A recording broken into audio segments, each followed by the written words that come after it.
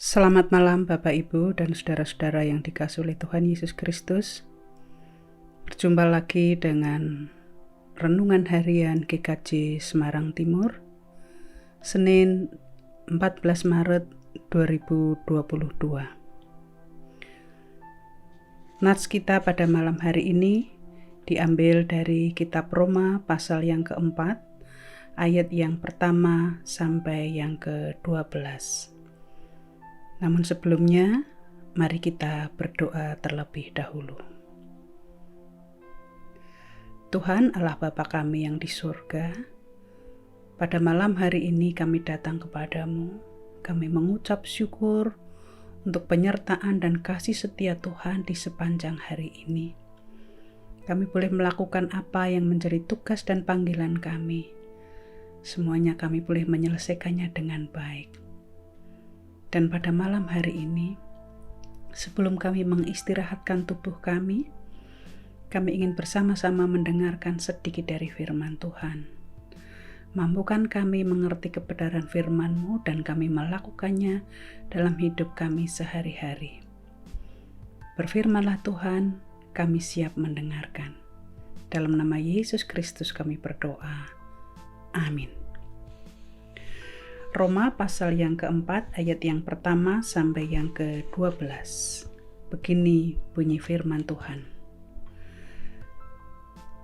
Jadi, apakah yang akan kita katakan tentang Abraham, bapa leluhur jasmani kita? Sebab jikalau Abraham dibenarkan karena perbuatannya, maka ia beroleh dasar untuk bermegah, tetapi tidak di hadapan Allah. Sebab apakah dikatakan nas Alkitab suci? Lalu percayalah Abraham kepada Tuhan, dan Tuhan memperhitungkan hal itu kepadanya sebagai kebenaran. Kalau ada orang yang bekerja, upahnya tidak diperhitungkan sebagai hadiah, tetapi sebagai haknya. Tetapi kalau ada orang yang tidak bekerja, namun percaya kepada Dia, yang membenarkan orang durhaka, imannya diperhitungkan menjadi kebenaran. Seperti juga Daud menyebut bahagia orang yang dibenarkan Allah, bukan berdasarkan perbuatannya. Berbahagialah orang yang diampuni pelanggaran-pelanggarannya, yang ditutupi dosa-dosanya. Berbahagialah manusia yang kesalahannya tidak diperhitungkan Tuhan kepadanya. Adakah ucapan bahagia ini hanya berlaku bagi orang bersunat saja, atau juga bagi orang yang tak bersunat? Sebab telah kami katakan bahwa kepada Abraham, iman diperhitungkan sebagai kebenaran. Dalam keadaan manakah hal itu diperhitungkan? Sebelum atau sesudah ia disunat? Bukan sesudah disunat, tetapi sebelumnya. Dan tanda sunat itu diterimanya sebagai materai kebenaran berdasarkan iman yang ditunjukkannya sebelum ia bersunat. Demikianlah ia dapat menjadi bapa semua orang percaya yang tak bersunat, supaya kebenaran diperhitungkan kepada mereka. Dan juga menjadi bapa orang-orang bersunat, yaitu mereka yang bukan hanya bersunat tetapi juga mengikuti jejak iman Abraham, bapa leluhur kita pada masa ia belum bersunat. Bapak, Ibu, dan saudara-saudara yang dikasihi oleh Tuhan, yang berbahagia adalah setiap orang yang mendengarkan firman Tuhan dan yang melakukannya. Malam hari ini kita belajar dari tokoh Alkitab yang sangat penting dalam kekristenan maupun di dalam kehidupan bangsa Yahudi. Siapa mereka? Abraham dan Daud. Abraham sering disebut sebagai bapa orang beriman. Daud, dari sosok inilah keturunannya dipilih Allah sebagai sarana hadirnya Yesus di dunia ini. Mengapa mereka menjadi sosok yang luar biasa? Karena mereka menerima kasih karunia yang karena iman mereka kemudian dibenarkan. Abraham dibenarkan meskipun pada saat itu belum diketahui apakah imannya mampu melewati ujian-ujian yang harus ia hadapi. Yaitu Abraham pada saat itu terus beriman, tetapi ia tidak bertanya apapun. Bagaimana seharusnya apa yang Abraham lakukan? Kenapa begitu? Yang pertama, Abraham dipanggil untuk keluar dari tanah leluhurnya. Kemana? Belum tahu. Karena tanah yang akan dituju Abraham adalah tanah yang akan ditunjukkan oleh Allah sendiri. Apa yang dilakukan Abraham?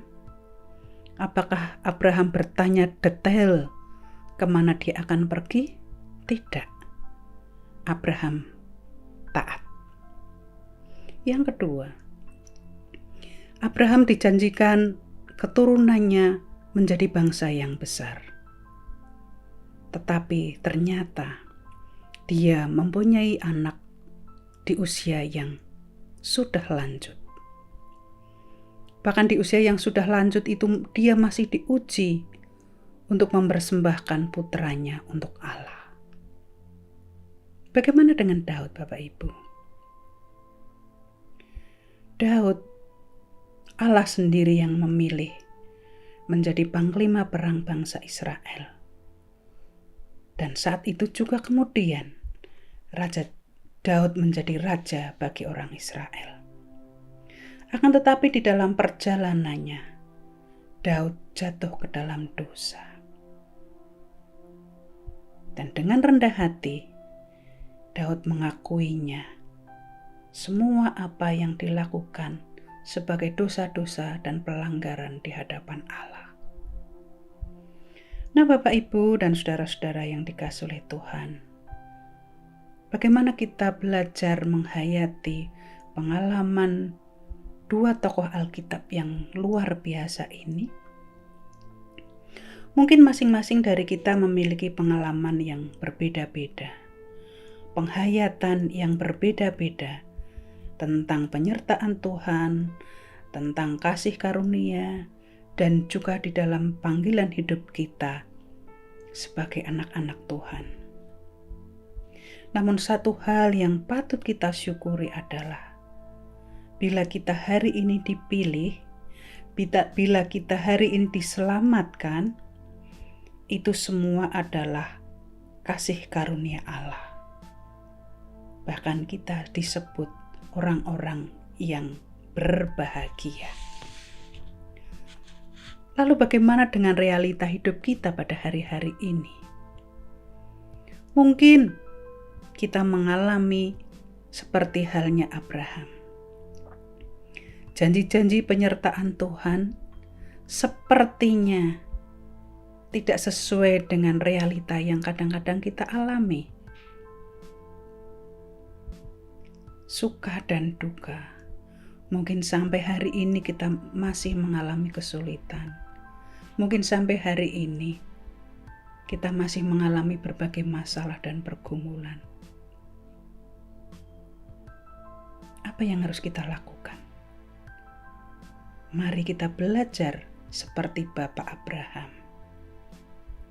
Jalani, hadapi, tanpa perlu banyak bertanya kepada Tuhan, mengapa ini Tuhan?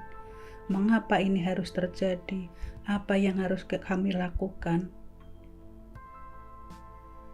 Lakukan, jalani, tanpa perlu banyak bertanya, sesuai apa yang Tuhan inginkan dan Tuhan kehendaki.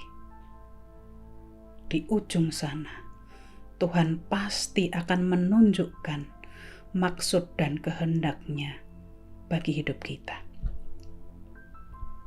Yang kedua, Bapak Ibu, mari kita belajar rendah hati seperti Daud. Daud yang hebat, Daud yang luar biasa, Daud yang taat, Daud yang cerdas. ternyata toh ia jatuh ke dalam dosa. Oleh karena itu, marilah kita belajar dengan rendah hati mengakui bahwa kita pun punya kelemahan. Kita pun bisa jatuh ke dalam dosa. Kita pintar, oke. Kita hebat dan kita kreatif, yes.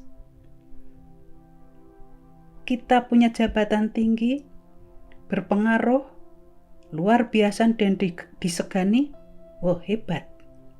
Tetapi jangan lupa, kita harus tetap rendah hati. Karena apa?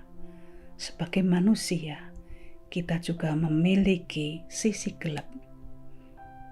Mungkin dosa, mungkin kekurangan, mungkin kelemahan. Ingat, apapun yang kita miliki saat ini, itu adalah kasih karunia Tuhan. Kita tetap membutuhkan kasih karunia Tuhan dalam posisi apapun kita hari ini, dalam keadaan apapun. Kita butuh kasih karunia Allah. Kiranya firman Tuhan ini membekali kita, mungkin juga mengkoreksi kita, menguatkan kita untuk terus berjalan tanpa harus banyak bertanya. Di ujung sana, Tuhan sudah memberikan jawabannya. Tetaplah rendah hati, karena apa yang kita miliki adalah kasih karunia Tuhan. Amin. Mari kita berdoa. Kami mengucapkan syukur kepadamu Tuhan. Kami boleh belajar dari kisah Abraham dan Daud.